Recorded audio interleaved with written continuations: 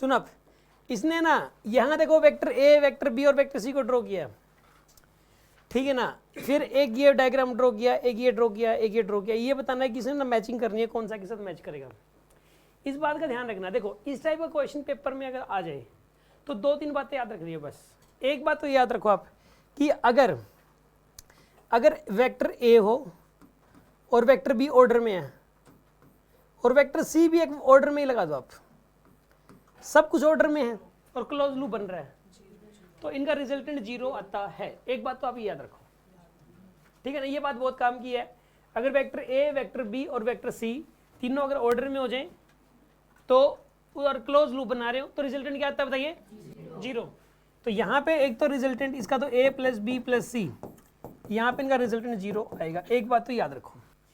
दूसरी बात, अगर वेक्टर ए को तो ऐसे बना दिया, वेक्टर बी को ऐसे बना दिया, ठीक है ना, अब ये एक फ्री टेल है और एक फ्री हेड है। अगर एक नया वेक्टर बना दें हम, टेल से टेल मिलती हुई तीसरे वाला वेक्टर और हेड से हेड मिलता हुआ, तो जो ये वाला वेक्टर हो जाएगा सी, ये किसके बराबर हो जाएगा सी बताइए, ए प्लस बी के बराबर हो जाएगा। ये बात याद रखनी है। दूसरी बात, ठीक है ना, जो सी है वो किसके बराबर हो जाएगा, यहाँ पे ए प्लस बी के बराबर हो जाएगा इसमें। दूसरी बात याद रखनी है, ठीक। एक बात और बता रहा हूँ जो कि खैर ये वाला क्वेश्चन तो इन दोनों बातों से हो जाएगा, ठीक है ना, वो तीसरी बात बाद में बता देंगे। अब इन्हीं से काम चलाओ आप, ठीक है ना। सुनो आप, इन्हीं से काम चल जाएगा वैसे हर जगह। एक बात ये वेक्टर ए है, इसमें देखो आप, ये वेक्टर ए है, ये वेक्टर सी है, ऑर्डर में है, और ये बी अपोजिट ऑर्डर में है ना। ए सी तो सेम ऑर्डर में है, लेकिन बी किस में बताइए, अपोजिट ऑर्डर में है। मतलब इस क्वेश्चन में क्या होना चाहिए, इस क्वेश्चन के अंदर अगर रिलेशन लिखना हो ए बी सी के बीच में, तो मैं यही लिखूंगा A plus C equals to B, मैं ये रिलेशन लिखूंगा। ये बताओ किस में दे रखा है, A plus C equal to B, ये तो नहीं है, इसमें भी नहीं है। ए प्लस सी में क्या दे रखा है, ए प्लस सी। आप दोनों को इधर ले जाओ, ए और सी को दोनों को इधर ले जाओ, तो क्या हो जाएगा, A plus C equal to B.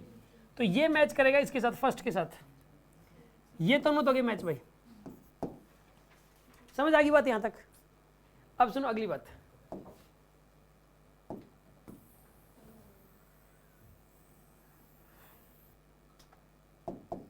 अब सुनो, अब इसने क्या दे रखा है इसमें, देखो ए और बी सेम ऑर्डर में है और सी भी उसी ऑर्डर में है, तो तीनों का सम क्या हो जाना चाहिए, 0।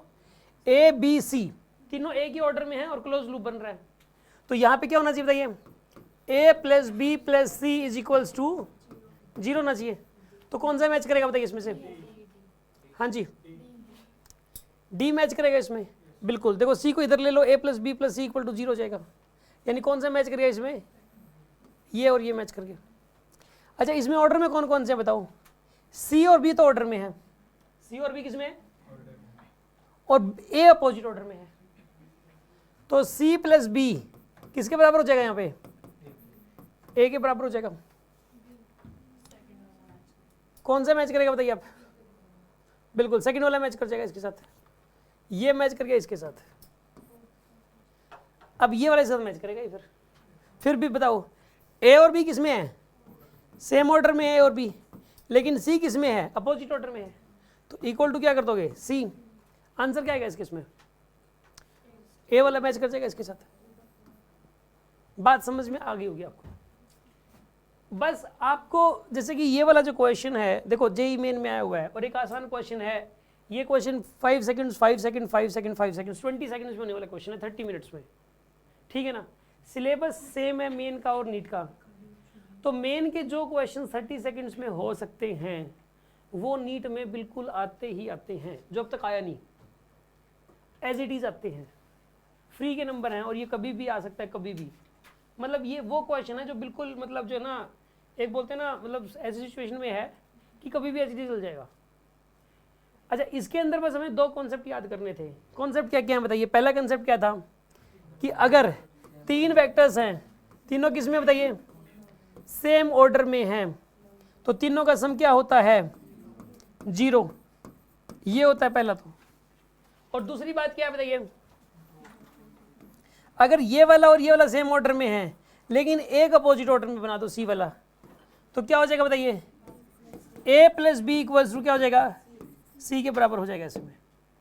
ठीक है जी, यहाँ तक समझ में आ गया होगा क्वेश्चन।